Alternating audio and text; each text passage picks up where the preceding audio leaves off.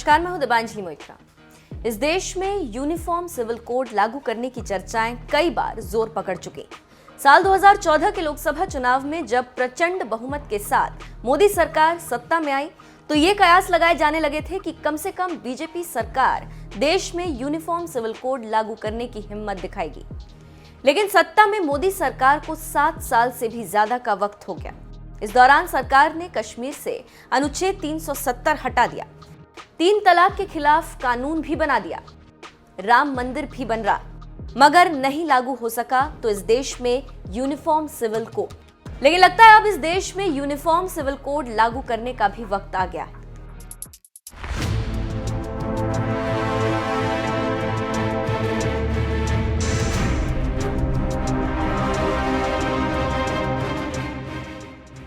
देश की सत्ता में जहां मोदी सरकार प्रचंड बहुमत के साथ बैठी है, तो वहीं यूपी की सत्ता में भी योगी आदित्यनाथ पिछले 5 साल से प्रचंड बहुमत के साथ सरकार चला रहे हैं।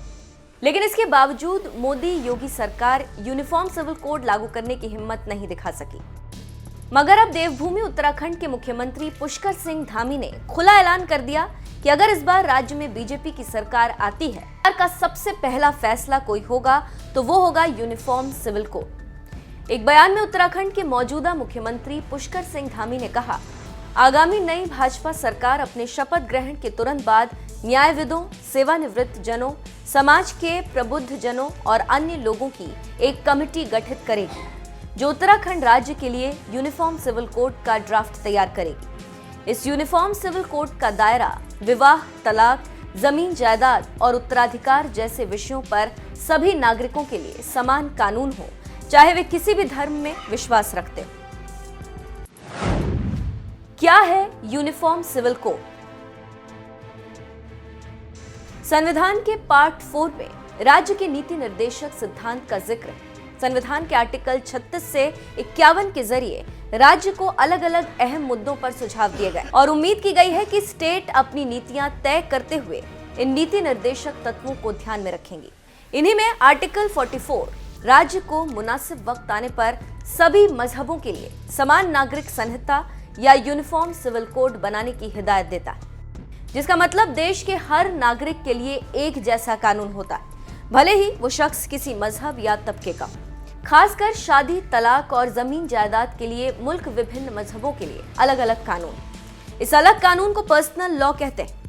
लेकिन अब जिस तरह से सत्ता में दोबारा आने पर उत्तराखंड के सीएम ने यूनिफॉर्म सिविल कोड का ड्राफ्ट बनाने का ऐलान किया, उससे लग रहा है कि अब वक्त आ गया है कि इस देश में एक कानून लागू होना चाहिए जो देश के हर नागरिक के लिए समान, फिर चाहे वो हिंदू, मुस्लिम, सिख, ईसाई या किसी भी धर्म का हो।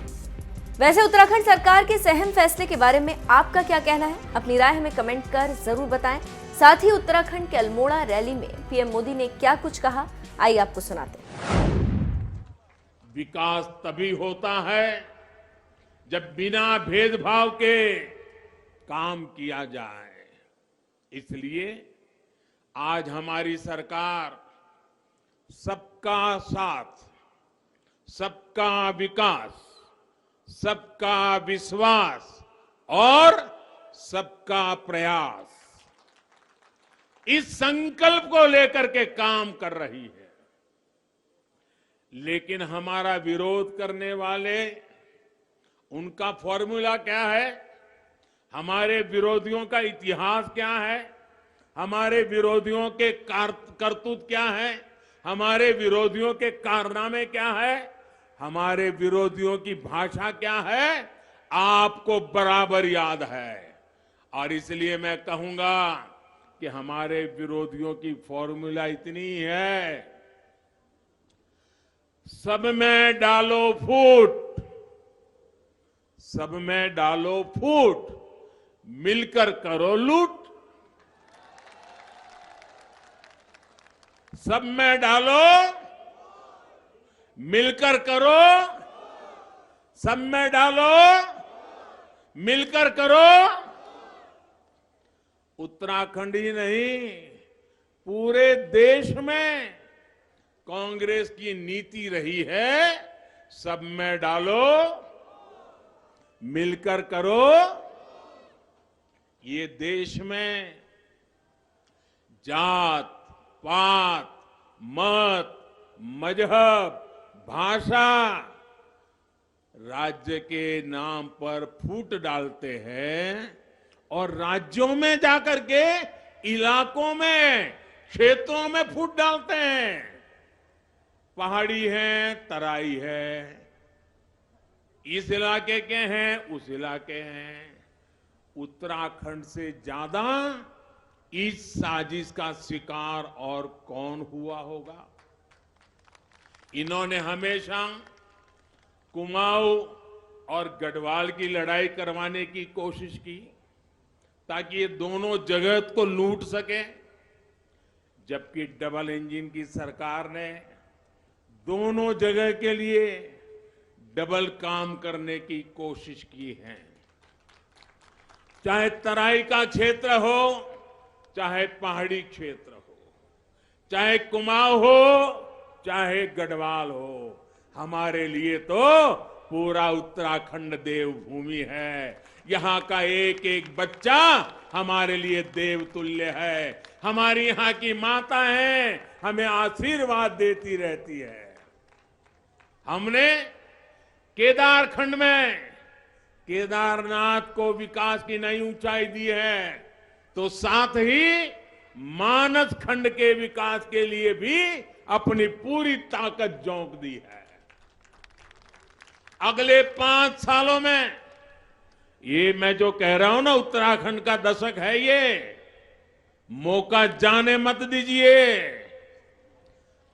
अगले 5 साल में मानस खंड टूरिज्म सर्किट डबल इंजन सरकार की बड़ी प्राथमिकता रहने वाला है। अभी कुछ समय पहले ही मुझे हल्द्वानी में कुमाऊं के लिए 17,000 करोड़ रुपए से ज्यादा के विकास कार्यों के शिलान्यास और लोकार्पण का सौभाग्य मिला था। 17,000 करोड़ रुपए। और ये सिर्फ घोषणा नहीं, जमीन पर उतारने वाली बात मैं बता रहा हूं। ये विकास कार्य पूरे कुमाऊं क्षेत्र के लिए पर्यटन और रोजगार की असीम संभावनाएं लेकर आएंगे।